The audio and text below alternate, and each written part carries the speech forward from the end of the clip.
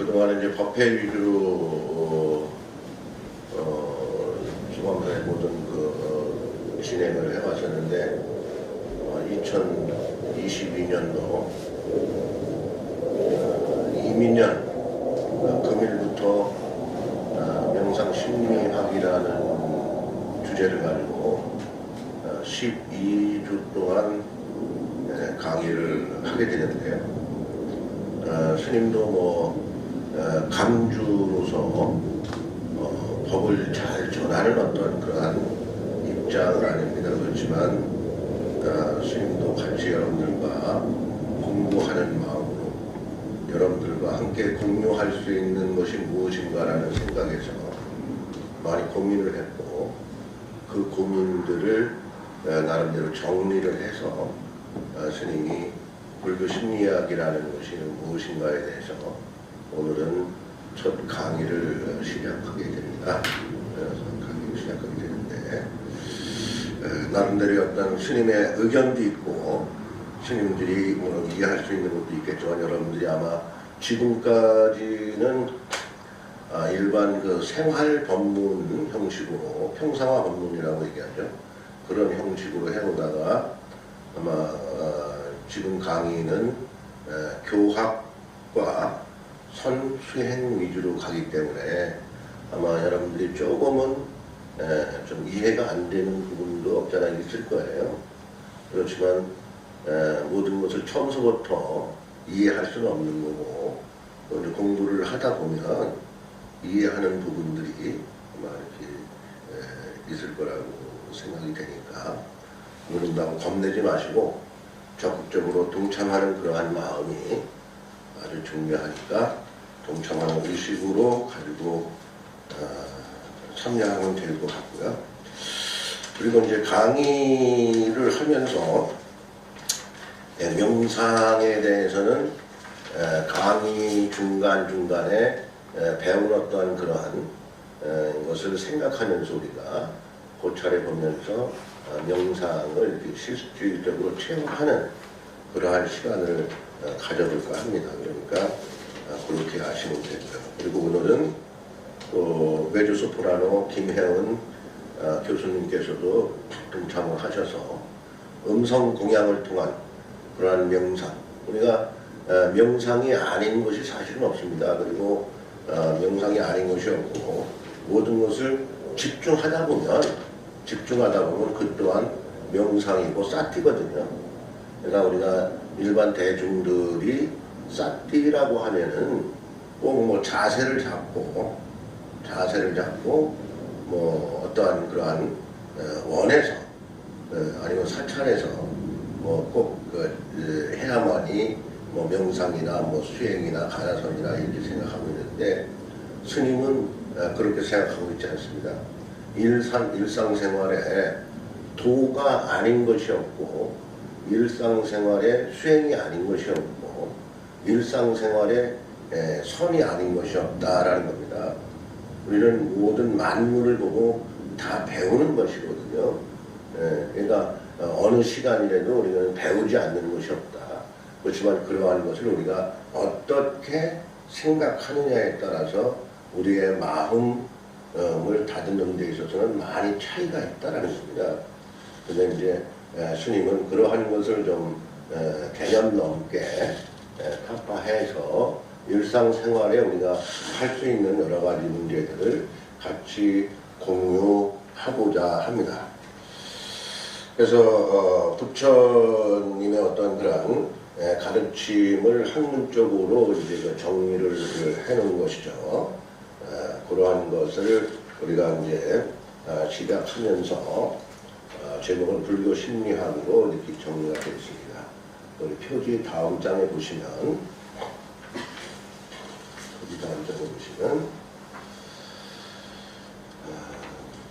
불교 심리학이란 말이죠.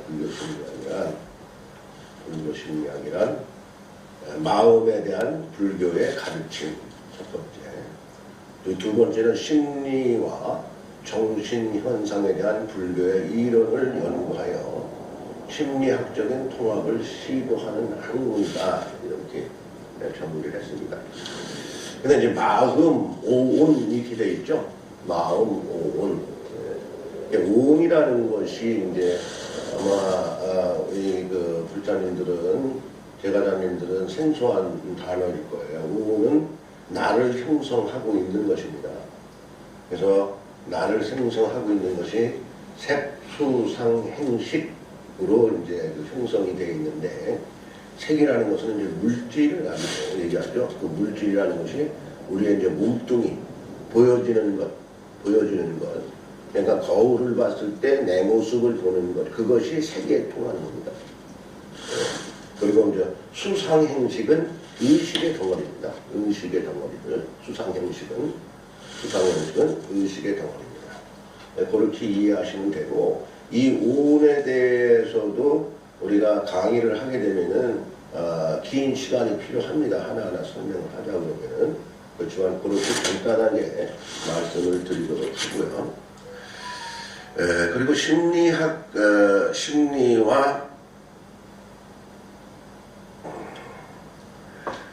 정신세계에 대한 불교의 이론을 연구하여 심리학적인 통합을 시도하는 학문으로 우리가 이제 그렇게 접근해 나가는 거로 하겠습니다. 그래서 삶의 문제를 인식하고, 우리의 삶의 문제를 인식한다는 게, 삶의 문제를 인식만 해도 우리는 일상생활에 싹띠를 하고 있는 겁니다. 싹띠. 챙김을 하고 있는 겁니다. 근데 우리는 삶의 문제를 인식하지 못하고 있다. 예를 들어서 아침에 자고 일어나서 우리는 자고 일어난 거에 대해서 크게 인식을 안 하고 있죠. 그렇지만 자고 일어나서 내가 잘 자고 일어났구나 라는 인식을 하는 것도 아주 중요합니다.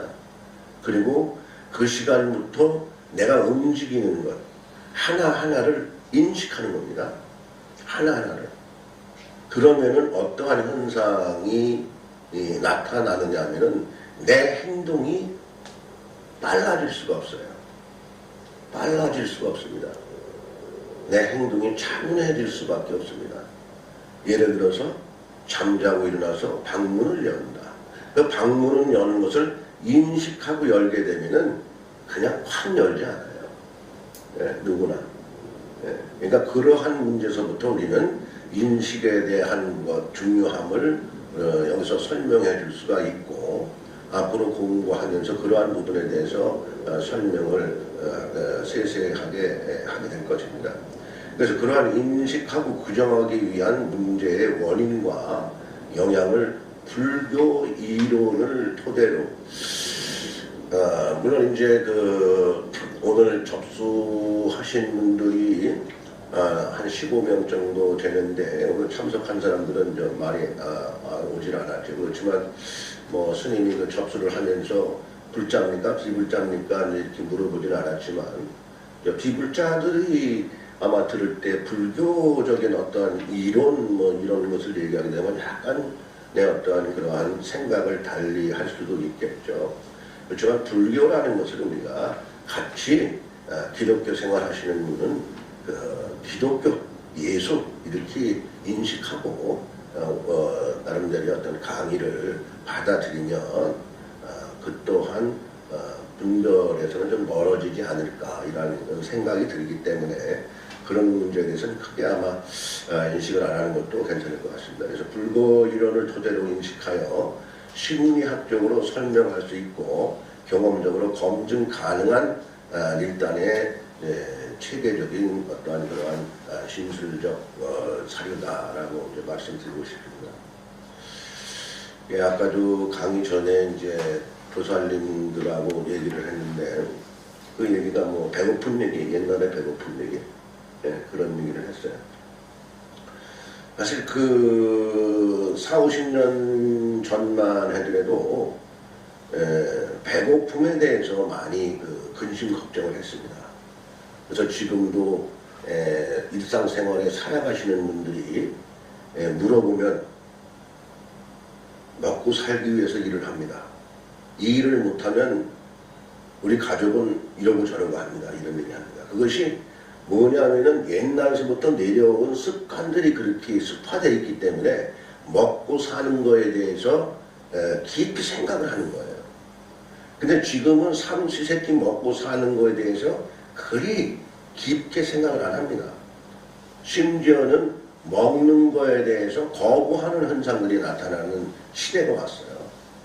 근데 여기에서 조금 바꿔보면은 심리학적으로 마음의 배고픔, 예? 마음의 배고픔, 마음이 배고픈 거예요. 그러니까 지금 현대 사람들은, 대중들은 어떠한 그러한 우울증이라든가 그러한 환자들이 많이 나타나고, 옛날에 배가 고플 시절에는 정신병 환자들이 별로 없었어요. 그런데 지금은 정신과의 치료를 받는 사람들이 줄을 섭니다. 그러니까 정신병이 다른 게 아니에요. 마음이 배고프기 때문에 정신병 환자들이 많은 겁니다. 우울증 환자들도 많고. 네. 그래서 그런 시대로 변했기 때문에 지금은 심리적인 어떠한 그런 문제들을 스스로 해결하지 않으면 가정 생활을 우리가 영위하는 데 있어서도 나름대로 문제가 있다. 이러한 문제들을 우리가 행복을 추구하는 입장에서 조금은 우리가 인식하고 생활하는 것이 어떻느냐 해서 심리학적인 문제로 나름대로 설명을 하고자 하는 겁니다. 네. 그리고 다음 페이지 보시면 불교의 가르침, 불교의 가르침, 근본 교리죠. 부처님의 근본 교리, 부처님께서 깨달음을 얻으시고 첫 법문을 설하신 것이 녹야원이라는 것이 이제 사슴들이 놀고 사슴들의 공원, 거기에서 녹야원이라는 이름을 땄다고 하더라고요. 그 녹야원에서 법을 전하셨는데, 거기서 그 법을 전하신 것이 고진멸도 사성제를 전했죠? 사성제, 그죠? 네? 우리 스님들은 얘기 들었죠? 네, 고진멸도 사성제에 대해서 법을 전하셨죠. 그리고 사성제에서 도성제로 이르실 때 8정도에 이르게 되고, 또 8정도에서 나름대로 인지를 하게 되면 스님으로서는 삼법인의 어떤 그러한 재행상이라든가 어떤 무상함을 체험하게 되고, 중도로서의 어떤 그러한 공의 세계를 나름대로 이해할 수 있지 않겠는가, 이런 생각입니다. 그래서 여기서 사성제라든가 삼법이라든가 팔정도라든가 오온에 대해서 좀 전에 설명했고요. 또 12연기. 12연기라는 것은 우리가 정말 태어나서 생로병사에서 무명의 세계 어떠한 그러한 것들 쭉 12연기 세계를 가지고 얘기를 하는 거죠. 그래서 12연기 사서법 등을 이제 불교에 가르치면서는 중요하게 생각을 하고 있는데, 이러한 삼법이라든가 사성이라든가 팔정도라든가 오원 12연기 사서법에 대해서는 이제 공부를 하면서 앞으로 또 설명할 수 있는 시간이 있으니까 그런 부분에 대해서는 참고를 해 주시면 될 것 같고요. 그리고 아비달마불교라는 것이 아비달마불교라는 게 좀 생소하게 처음 들어보시죠? 아비달마불교. 그거를 이제 초기불교, 상자부불교, 사실 그런 겁니다. 초기불교, 상자부불교. 초기불교와 상자부불교와 우리 중국과 한국에 이르기까지는 북방불교에 이르는데 대승불교죠, 대승불교. 우리 중국과 한국의 북방불교는 대승불교고, 아비달마불교는 소승불교에 속한다. 근데 이제 그 소승불교를 가지고 아비달마불교, 상자부불교를 이렇게 얘기를 하고 있어요. 그래서 아무튼 소승불교와 대승불교 이렇게 얘기하면 이해하면 되겠습니다.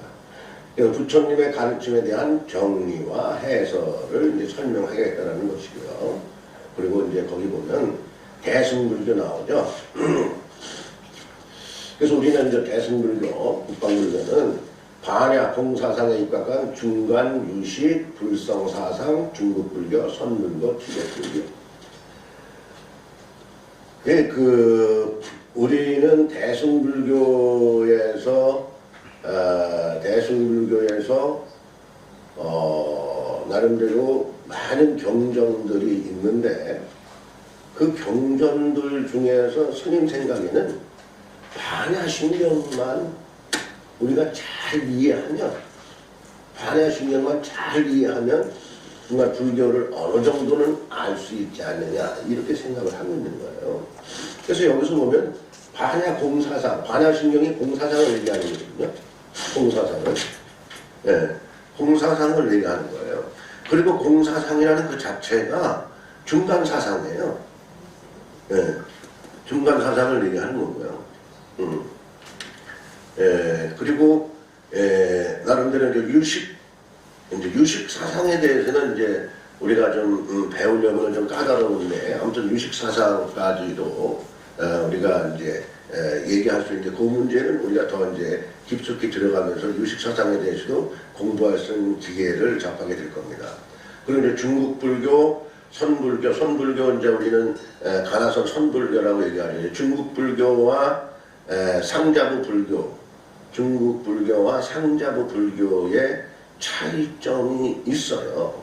차이점이 있는데 그 차이점은 인도에서 불교가 시작이 되면서 중국으로 넘어오게 됐고 중국으로 넘어오면서 중국에서는 불교를 토착화시키는 그러한 나름대로의 국가적인 정책을 피지 않았느냐 그 당시에. 그래서 거기에서 선봉적인 역할을 하는 것이 파란 눈의 승려라고 우리가 불리기도 하는 구마라집입니다. 구마라집이 나름대로의 인도 불교를 중국 불교로 정착하면서 한역화했죠. 번역을 했죠. 번역하면서 우리의 경전들이 만들어진 겁니다. 금강경이니 뭐 법화경이니 화엄경이니 천수경이니 반야신경이니 이러한 모든 것들이 만들어지게 되는 거거든요. 거기서 구마라집이. 그러니까 지금 우리가 경전들이 구마라집이 다 번역한 거예요.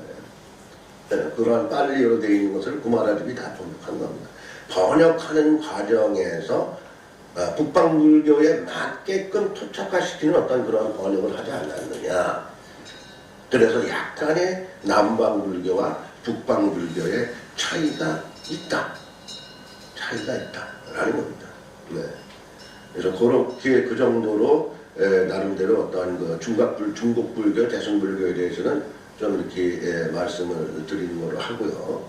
다음에 이제 불교와 심리학의 공유점, 불교와 심리학의 공유점. 불교와 심리학의 공유점은 이제 스님이 그 학부에서 심리학에 대해서 이제 좀 공부를 하고 싶었어요.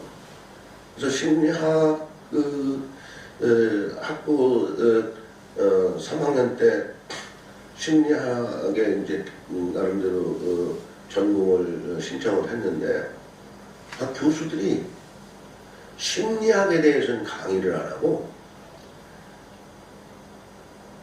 나는 불교 교리라든가 뭐 불교 개론이라든가 뭐 경전이라든가 뭐 지금 얘기하는 상자부 불교라든가 뭐 북방불교라든가 이런 거에 대해서만 강의를 하더라고요.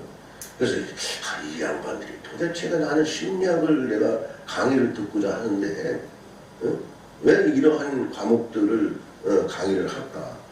사실 의구심을 가졌었어요. 그런데 시간이 지나면서 아하라는 어떤 그러한 좀 깨달음을 얻게 됐는데요. 우리가 심리학이라는 그 학문적인 것만 가지고는 심리학을 다룰 수가 없습니다. 심리학을 다룰 수가 없어요. 한마디로 말해서 예컨대 종자, 모든 것은 다 종자론이거든요. 종자, 씨앗. 내가 아무리 좋은 종자를 가지고 있다 하더라도 토양에다가 그걸 뿌리지 않으면 그 종자는 싹을 틔울 수가 없어요. 그러니까 심리학이라는 그 자체가 종자라고 했을 때 토양을 만나야 돼. 심리학에 대한 토양.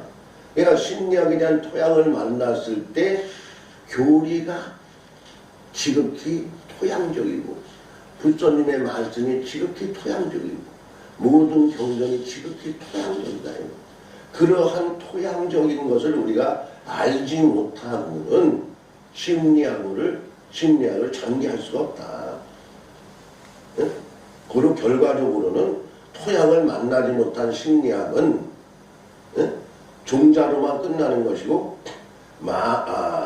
다른 쪽으로 표현하면 앵무새에 불과해. 앵무새. 따라서 하는 앵무새에 불과해. 그러한 것을 우리가 좀 더 심도 있게 공부하기 위해서 심리학을 공부하기 위해서는 불교를 만나야 된다. 불교를 조금 알아야 된다라고 해서 공유점을 우리가 접근해 나가자 해서 정리를 하게 된 겁니다. 서양에서 본 불교 첫 번째로 기술적인 현상학, 그리고 두 번째는 심리치료 효과, 심신의 변화, 치유 실전적인 자각. 심리치유에 있어서는 아주 자각이 중요합니다. 자각이 중요하고 자각을 하게 되면은 인지하게 되죠. 인지하게 됩니다.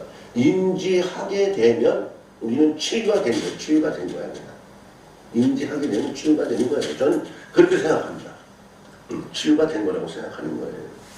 그러니까 인지하게 되면 바로 내 모든 행을 바로 보게 되는 거예요. 그러니까 치유가 바로 되는 겁니다. 그리고 세 번째는 불교 수행의 임상적인 적용. 불교 수행의 임상적인 적용이 바로 우리가 지금 공부하고 있는 심리학입니다. 심리학. 임상적인 적용이 바로 심리학입니다. 그래서 심층 심리학이라는 것으로 나름대로 들어갈 수가 있고요. 그리고 영성과의 융합. 영성과의 융합. 영성과의 융합. 불교와 영성. 좀 이게 따로 보는 경향이 없잖아 있습니다. 따로 보는 경향이 없잖아 있는데, 영성이라는 거는 우리가 삶에 있어서 지극히 필요하고 필요함을 떠나서 우리는 영성과 함께 하고 있는 겁니다. 영성과 함께 하고 있는 거예요. 쉽게 얘기해서 천지인이라 하늘 땅 나에 하늘이 있다는 것도 영성이고 땅이라는 것도 영성이에요. 그 땅에서 수없는 만물이 생성하고 있고 하늘에서는 그 만물을 키워내는 온화한 기운과 수분을 제공해 주는 거죠. 그러한 조화가 없으면은 살아갈 수가 없는 거예요. 모든 생명체들이 영위할 수 없는 거예요. 그러한 영성적인 문제를 우리는 따로 보는 것은 그냥 중생적인 대중적인 입장이다. 따로 보는 것은 대중적인 입장이다. 그렇지만 그거를 둘이 아닌 하나로 보는 것이 불교예요. 불교는 그걸 가르치는 거야. 영성을 따로 보면 그건 대중적인 입장이야. 그렇지만 불교에서는 그것이 하나다. 하나. 그래서 불이라고 하잖아요. 불이. 둘이 아니다. 둘이 아니다. 그래서 부처님께서 설하실 때 사성제라든가 팔정도 거기에서 아주 중요한 게 연기법. 연기법이라는 것이 뭐죠? 우리는 점심을 지금 먹었죠? 좀 전에 점심을 먹었어요.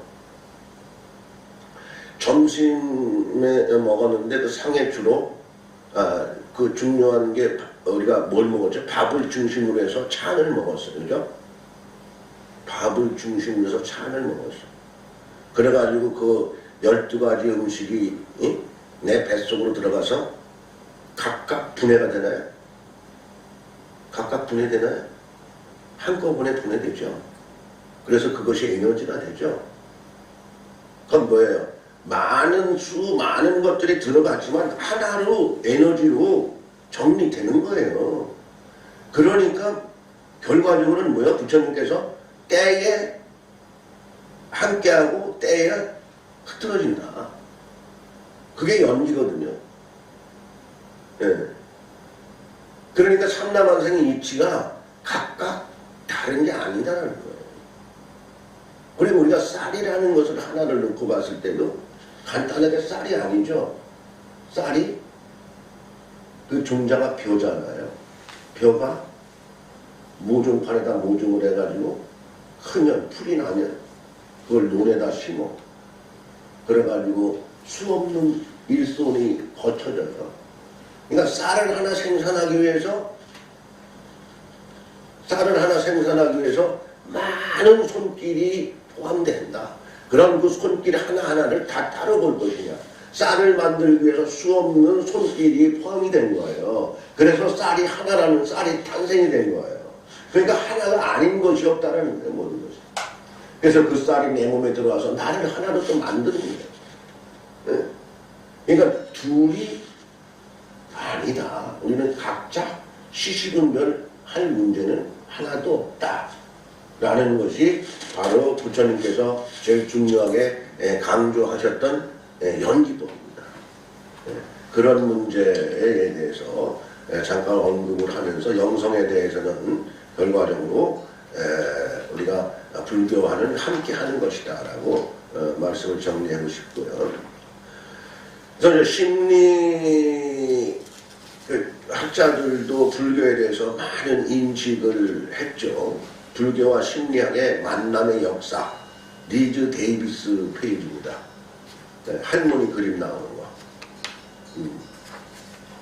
거기 보면은 리즈 데이비스, 불교를 믿느냐 믿지 않느냐라는 그런 질문과는 상관없이 나는 세상의 모든 위대한 종교들을 공부하였다.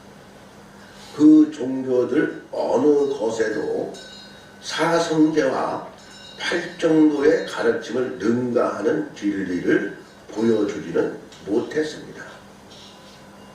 붓다의 가르침은 모든 것을 아우르면서 아름다기까지 합니다. 불교의 가르침에 따라 내 삶을 살아온 것이 너무 만족스럽다라고 리즈 데이비스 심리학자는 말씀을 하셨고 정리를 하셨던 겁니다. 그래서 여기에서 뭐를 얘기하죠? 사성제 팔정도를 얘기하잖아요. 사성제 팔정도. 우리가 사성제가 뭐라 그랬죠? 고진멸도잖아요. 고진멸도인데 사성제를 고진멸도로 우리가 교합적으로 이해하는 게 중요한 게 아니에요. 사성제 고진멸도 다 알아. 그렇지만 그거를 고의 괴로움이 뭐예요? 괴로움이 힘들고 어려운 거. 네? 힘들고 어려운 거. 괴로움이 힘들고 어려운 것이 아니라 괴로움이 도를 고진멸도에서 도를 받쳐주는 거예요. 도의 토양이에요. 그러면 고가 괴로운가요? 네. 괴로움이 아닙니다.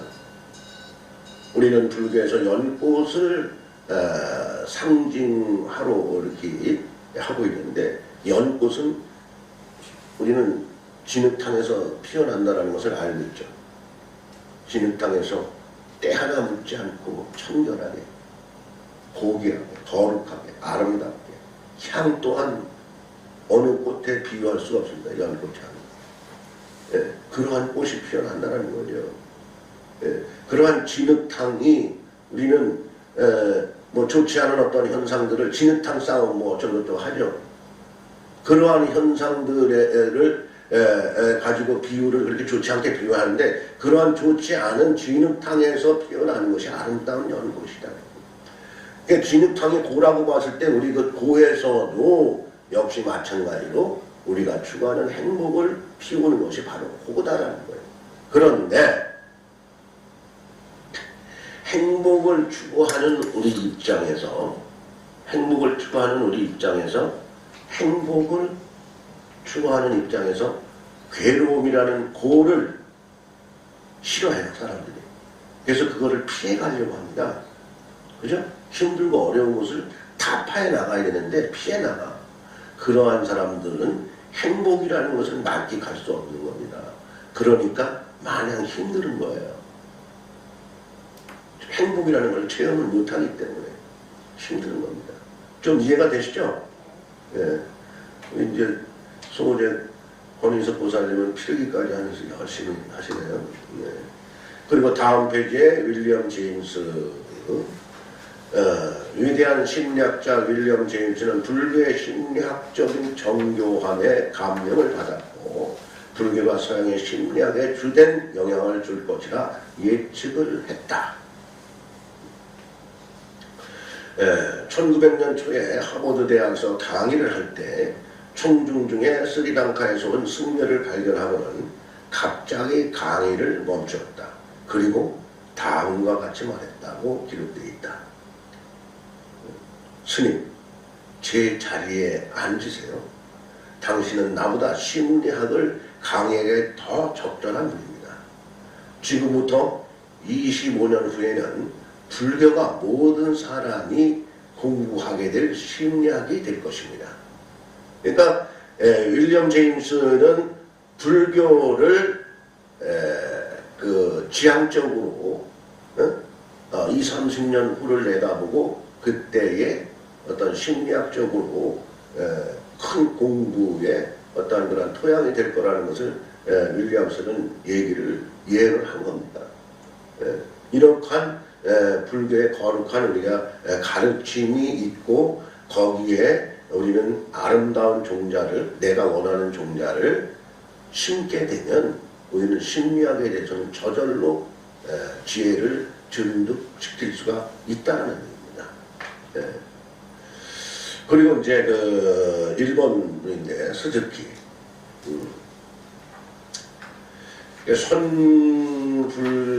선불교 개론 서본 불교에 있어서 호련한 깨달음은 완전함을 체험하는 최상의 의식 전환이다.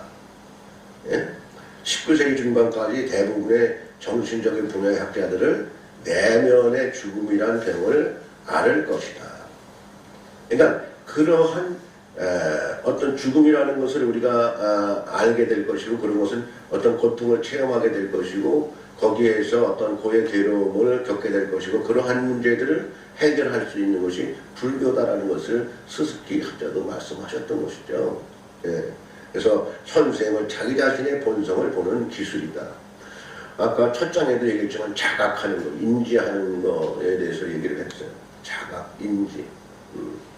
자각하고 인지하면요, 우울증이라는 거에 대해서는 좀 멀리 할 수 있는 겁니다. 우리는 자각하고 인지하고 아까 얘기한 고진멸도 사성제에서 고의 괴로움에 우리는 시달리고만 있는 거예요.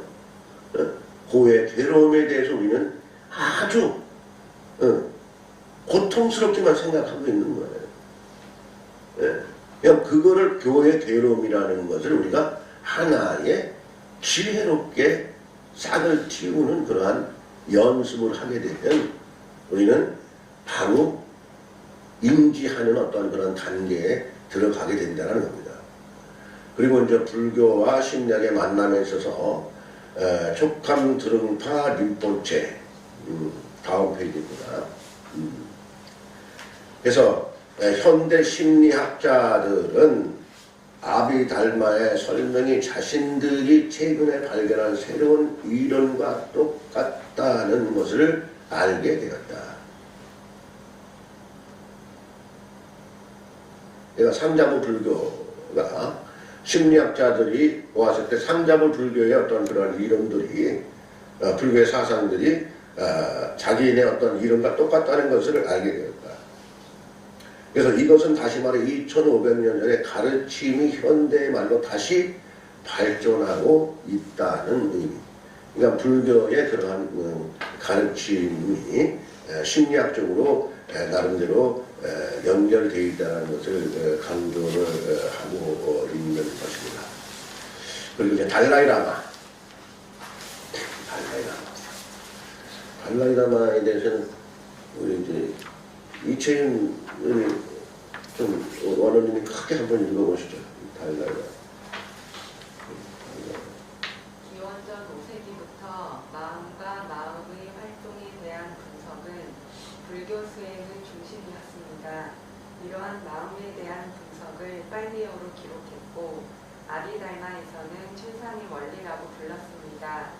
오늘날 모든 불교 학파들은 마음에 대한 심리학적 이론을 자기 고유의 체계 안에서 가르치고 있습니다. 예, 달라이라마는 세계적으로 유명하신 그 승려시죠. 티베트 불교 승려시고 이제 환생하신 분이죠. 달라이라마가 환생하신 승려입니다. 그러니까 이게 달라이라마 그 스님의 어떤 그런 법문이라든가 이런 걸 들으면은 그렇게 어렵지 않아요. 평상적인 일상적인 말씀을 하십니다. 일상적인 말씀을 하시는데 거기에 포인트를 심리학적인 포인트를 많이 두고 법문을 하십니다. 달라이라마 스님께서 그것을 우리가 이제 유튜브 같은 데서 이렇게 보면은 나오는데 좀 많이 참석을 좀 관찰을 하셔서 공부를 하는 것도 나름대로 자신을 체계화시키는 데 중요하지 않나 이런 생각을 말씀드리고요. 다음에 이제 불교와 심리학의 만남의 역사, 불교와 심리학의 만남의 역사. 이 내용도 지금까지 설명한 그대로죠. 여러 어떤 그런 심리학자들이 있는데 그 심리학자 교육가들이 심리학과 불교를 연결하고 융합하는 일을 하였다. 뭔가 불교와 심리학이 융합이 되어 있기 때문에 그러한 융합하는 것을 학문적으로 정리하고 했다는 의미입니다. 반면에 정통 불교인들은 이러한 사조를 우려한다. 이 문제가 이제 남방불교와 북방불교의 어떤 그런 이론적인 문제에 있어서 약간 부닥치는 어떤 각자의 주장이 좀 다른 겁니다. 심리학 하면은 어찌 보면 남방불교 쪽에서 많이 깊게 이해하고 있지 않나 라는 생각입니다. 우리 북방불교에서는 선수행을 통해서 뭔가 깨우침, 타파, 화두를 가지고 그런 걸 가지고 얘기하는데 일단은 남방불교에서는 뭔가 마음 챙김과 알아차림, 사마타 알아차림 이런 것을 통해서 일단 나를 관조하는 쪽으로 이렇게 공부를 가르치고 있다. 그래서 최종적으로 궁극적인 어떤 이빨바나 통찰에 이르는 어떤 상황으로 이렇게 유도를 하고 있는데 우리는 깨달음이라는 어떤 것을 궁극적인 목표만 두고 있다. 깨달음이라는 것에 목표를 두고 있다. 그래서 그러한 문제는 약간의 좀 남방불교와 북방불교의 어떤 차이가 있지 않나 이렇게 말씀을 드리고 싶고요. 그래서 전통 불교인들은 이러한 사조를 우려한다라고 되어 있는데 이것은 각자의 어떤 생각이 다르듯이 그렇지만 우리가 각자의 어떤 그런 마음을 관조하게 됨으로 해서 심리학적인 측면에서는 쉽게 접근할 수가 있다라고 말씀드리고요.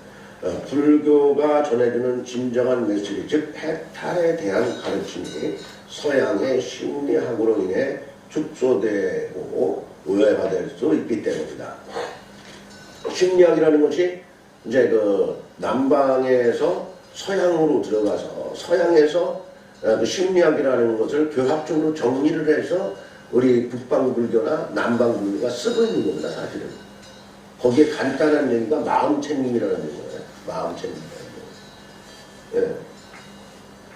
그러니까 유럽인들이 불교를 연구해서 이거를 심리학으로 발전시켰고 거기에서 정리한 것이 마음 챙김, 예. 명상 이렇게 정리한 거예요. 그거를 우리는 역수입해서 쓰고 있는 겁니다. 예. 그 정도로 이제 말씀을 드리면, 불교의 가르침의 심리학적 적용의 예에 있어서 지금까지 이제 사성제에 대한 심리학적인 예를 이제 학문적으로 이제 해석을 하게 될 것인데, 그 빨간 화살표 있는 페이지입니다. 못 찾았네? 찾았어요?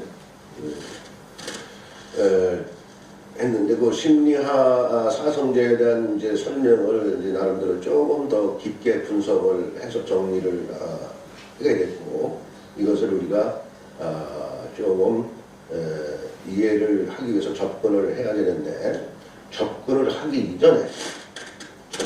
전에 과연 명상은 무엇인가? 명상은 무엇인가?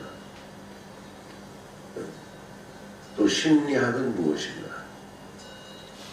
명상을 하기 위해서는 알아차림이 필요하죠. 사띠가 필요하죠. 마음 챙김이 필요한 것이죠. 지금까지 나름대로 스님이 얘기한 그러한 불교와 심리학, 명상, 부처님의 말씀, 고진열도, 사성제, 연기법 이런 문제를 잠시 한 10초만 생각해 볼까요? 10초. 불교, 사성제, 고진열도 한 10초만 생각을 해보겠습니다. 10초만 생각을 해보고 한번 한 15초 동안 우리가 명상에 들어가 보도록 하겠습니다. 지금까지 강의한 문제를 생각하면서 명상에 들어가 보도록 하겠습니다. 잠시 조용히 어깨를 펴시고 발을 펴시고 손은 편안한 자세로 하시면 되겠습니다. 그리고 마음을 한 군데로 모으도록 하겠습니다.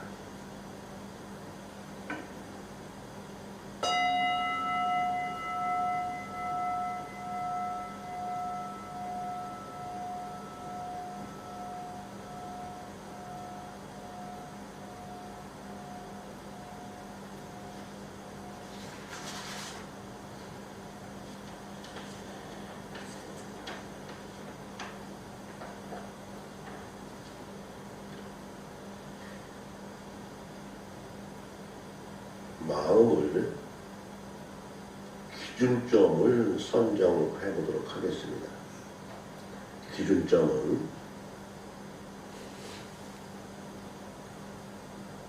인중, 코 부분에 기준점을 둘 수도 있고, 가슴 쪽으로 기준점을 둘 수도 있고, 아랫배에 기준점을 둘 수가 있습니다. 그 기준점 중에서 여러분들은 자유롭게 선택을 할 수 있습니다.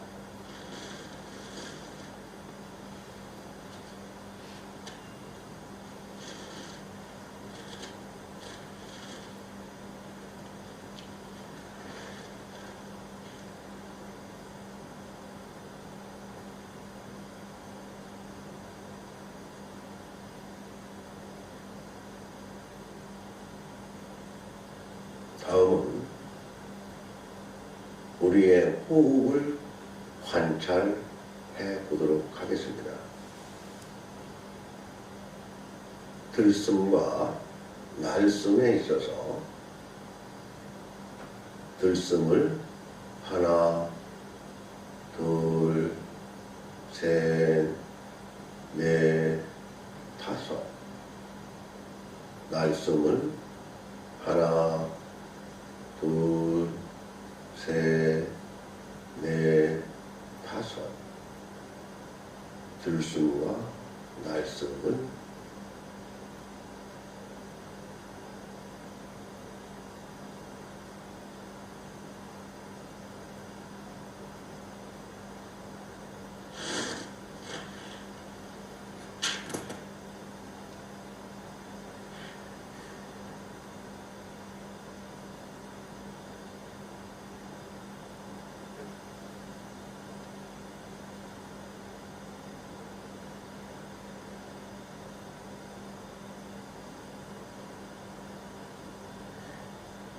우리는 잠시 한 20초간의 명상을 체험을 하게 됐습니다. 지금 현재 마음을 그대로 유지하면서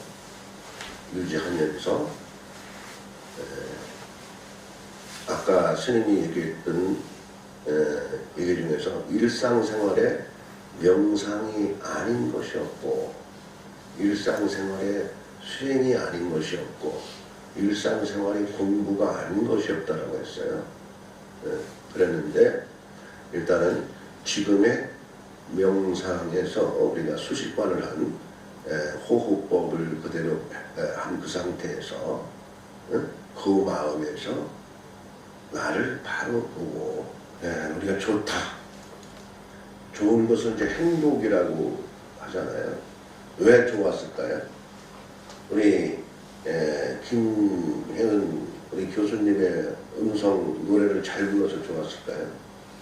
물론 그 전문적인 메조소프라노 전공을 하신 분의 음악을 들으니까 좋았겠죠. 그렇지만 더 좋았던 것은요, 집중을 했기 때문에 좋았던 겁니다. 쌓기를 했기 때문에 좋았던 겁니다. 집중을 했기 때문에 좋았던 겁니다.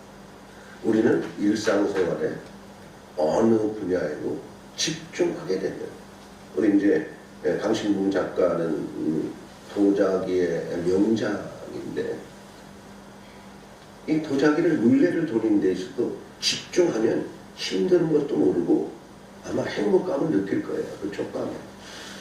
그렇죠? 네. 바로 우리는 집중하는 것.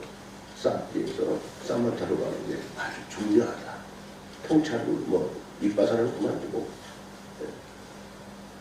지금 첫 시간은 여기까지 하고 10분 후에 다시 만나기로 하겠습니다. 지금 2시간 수업 들어가기 전에 지우 보살님께서 그동안의 어떤 그런 마음 공부를 중심으로 하고 또 뭔가 새로운 어떤 그런 길을 선택하기 위해서 한마디로 마음 챙김하는 마음으로 보살계를 받고자 원했습니다. 그래서 스님으로서는 법상자로 오늘 이렇게 내리게 되는데, 그 법상자를 내리는 데 있어서 5개를 내림으로써 법상자로 이렇게 내리고자 합니다. 그러한 시간을 잠깐 가지려고 하니까 함께 보는 것도 공부니까 참석해 주시는 것 같습니다.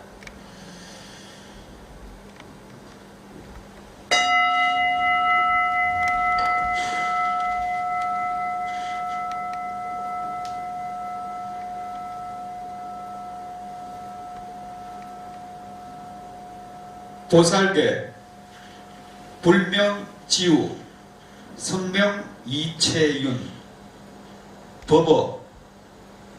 오늘은 2022년 3월 2일이라 정묘년에 태어난 이채윤 보살은 진리인 자아를 발견하고 일체가 하나임을 타파하여 금일 보살 오계를 받기에 이르러 보살 오계를 내리는 바이다.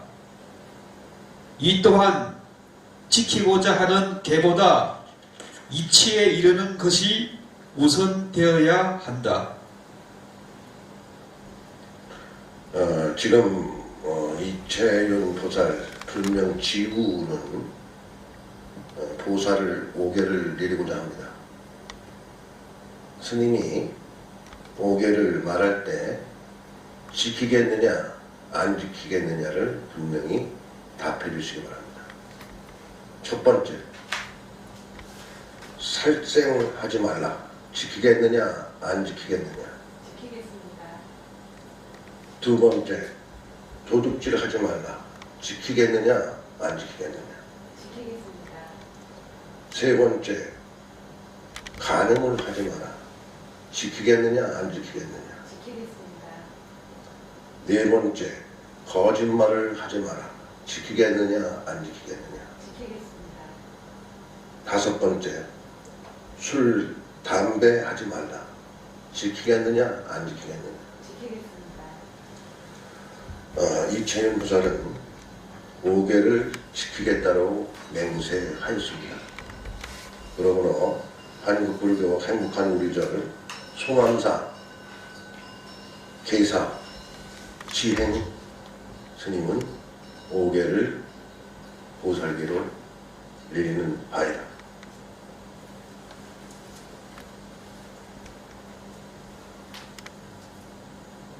갖다 내려놓고 부처님께 상대하세요.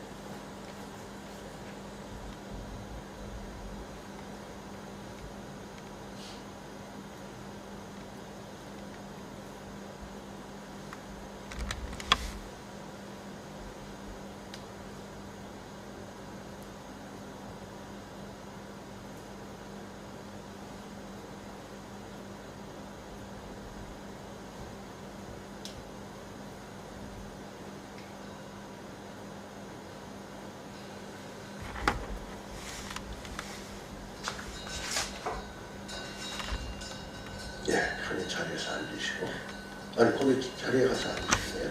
그리고 그걸 놔주시고, 그거 놔주세요. 충분할 일은 다 했습니다.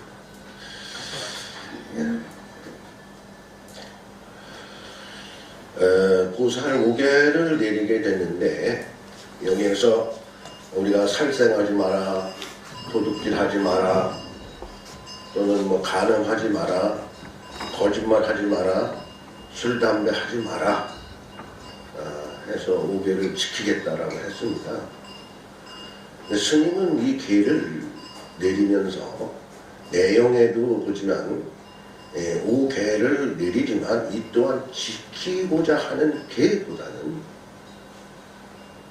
이치에 이르는 것이 우선돼야 한다라고 했습니다. 그 얘기는 뭔 얘기냐면 살생하지 마라. 이채윤 보살이, 지우 보살이 살생을 하고 안 하고 이런 문제를 얘기하는 것이 아닙니다. 모든 생명을 존중하라는 얘기입니다. 이해가 되시겠죠? 도둑질 하지 마라. 도둑질을 하고 안 하고가 문제가 아닙니다. 남의 물건을 탐을 낼 것이냐 안 낼 것이냐가 우선돼야 한다는 얘기입니다. 또 간음하지 마라. 간음을 하겠습니까? 하지만 그러한 마음을 내느냐 내지 않느냐가 우선돼야 한다는 얘기입니다. 또 거짓말하지 마라. 거짓말 속에는 여러 가지가 있습니다. 거짓말을 통해서 남을 이간할 수도 있고 여러 가지가 있죠. 그래서 거짓말을 하지 말라는 것보다는 거짓말을 하지 않는 어떠한 그러한 생각을 내지 않는 것이 우선돼야 한다. 술, 담배 하지 마라. 뭐 술 안 하고 담배 안 하겠죠. 그렇지만 술을 하든 안 하든 그게 문제가 아니라 그러한 것에 집착하지 마라. 이 5개에 있어서는 집착하지 마라 라는 것이 우선돼야 된다는 내용으로 이해를 하시면 되겠고요. 그래서 5개를 내리지만은 우선돼야 할 것은 이치에 이르는 것이 우선돼야 한다라고 계를 내렸습니다. 이해하시겠죠? 네. 우리 5개를 받은 지우 보살님께 건강하고 힘내시라고 큰 박수.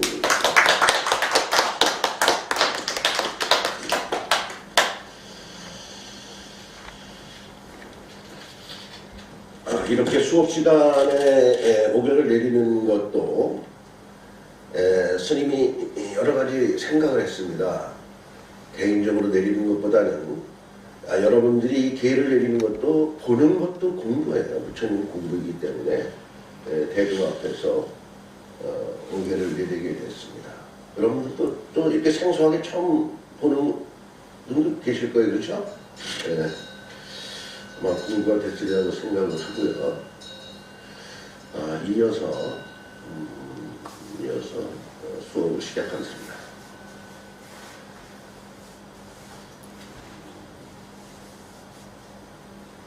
사성제, 불교 가르침의 심리학적 적용의 예. 그래가지고 사성제에 대한 서양 심리학적인 해석. 사성제에 대한 서양 심리학적인 해석. 고, 진멸도. 고, 존재 가치가 불완전하다. 존재 가치가 불완전하다는 것은 어느 존재 가치도 불완전하지 않은 것이 없습니다. 다 불완전합니다. 불완전하지 않은 것이 없어요. 이 고라는 것은 우리 개인의 어떠한 그런 입장에서만이 고를 해석해서는 안 된다. 예? 지금 이제 봄이 됩니다. 만물이 소생하는 계절입니다. 이제 곧 설중 매화, 눈 속에서 피는 꽃이 이제 피게 되고요. 아마 남쪽에서는 아마 동백꽃이 피어오르지 않나, 몽골에 가서도 피어오르지 않나 이런 생각도 해봅니다. 그러한 꽃이 피어나기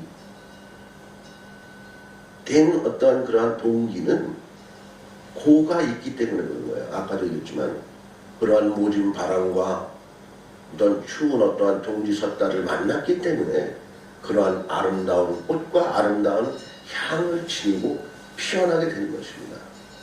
그래서 존재 자체가 불완전하다. 모든 것이 불완전하지 않은 것이 없다라는 겁니다. 그렇지만 그것을 우리가 불완전하다라고 인식하는 것 자체가 중생심이다. 중생심. 이해가 되시죠? 중생심이라는 거예요. 그리고 두 번째, 집에 있어서 내 삶은 다른 것이 아니다라는 욕망과 함께 불편함을 불행이 생긴다. 불행이 생긴다라고 되어 있어요. 그러니까 집착을 하게 됨으로 해서, 집착함으로 대해서 우리는 욕망을 주체할 수 없게 됩니다. 욕망을 주체할 수 없게 됨으로 해서 가래, 많은 갈등이 생기는 거예요. 그러니까 우리는 어떤 것에 집착이라는 것이 큰 화를 일으킨다.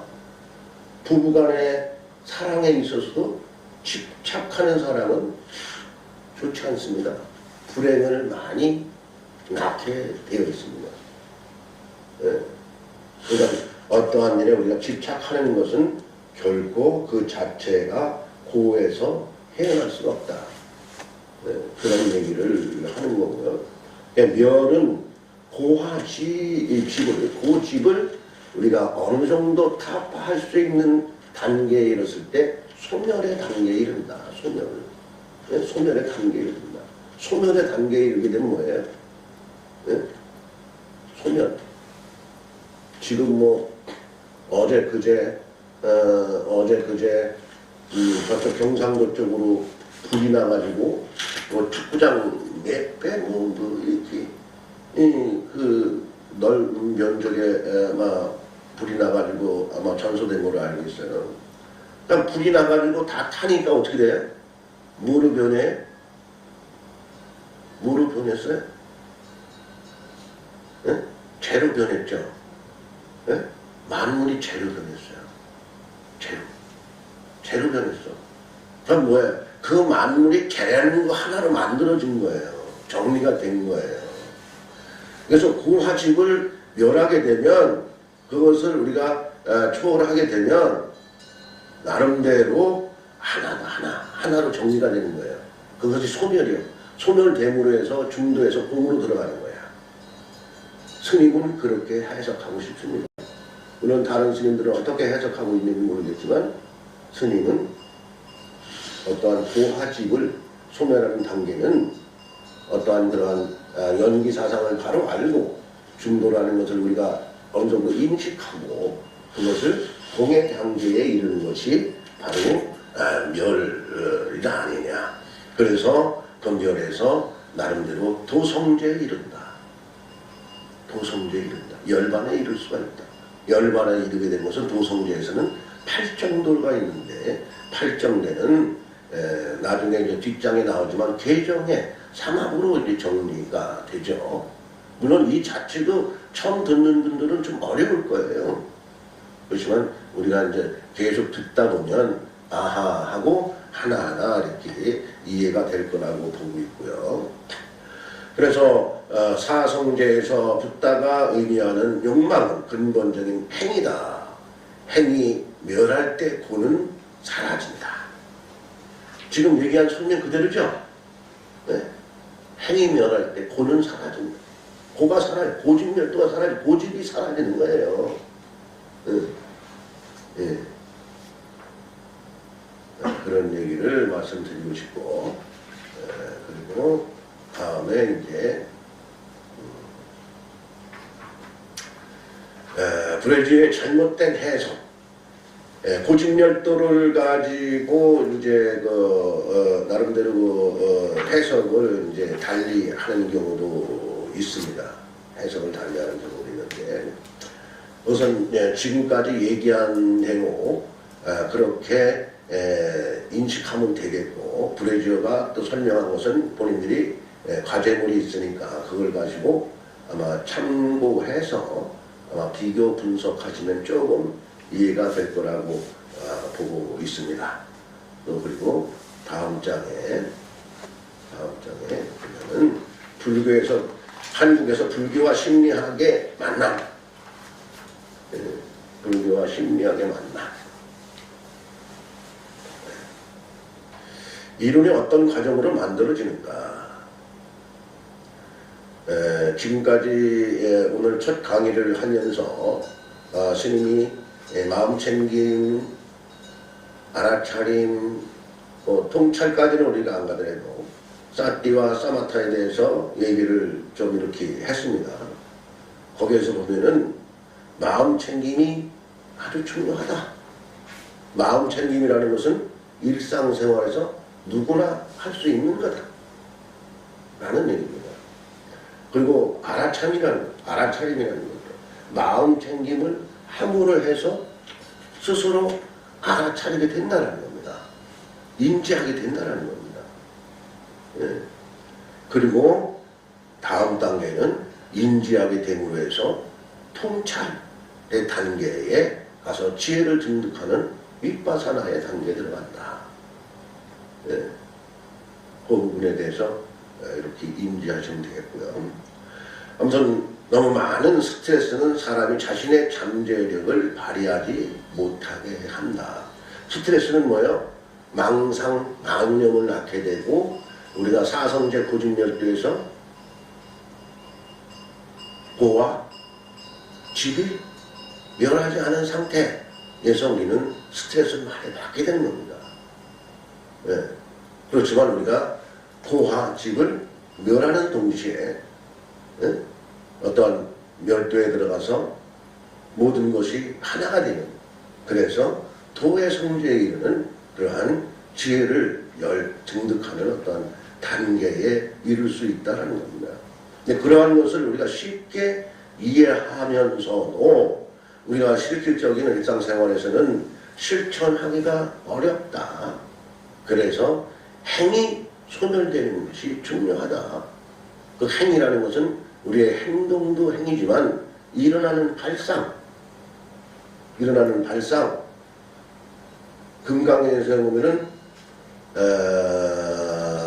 아상, 인상, 중생상, 수다상, 사상을 가지고 얘기할 수가 있는 거예요. 그래서 행을요. 그렇게 비유할 수도 있죠. 그렇게 공부하면 되겠다. 라고 말씀을 드리고, 마지막으로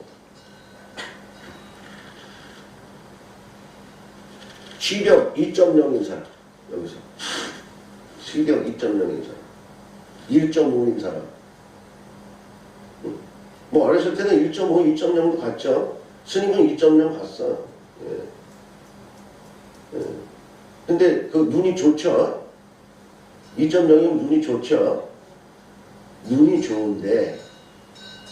좋은데 모든 사물을 뭘로 봐요? 눈으로 보죠. 눈으로 봐. 그래서 눈이 좋아서 보는 거죠.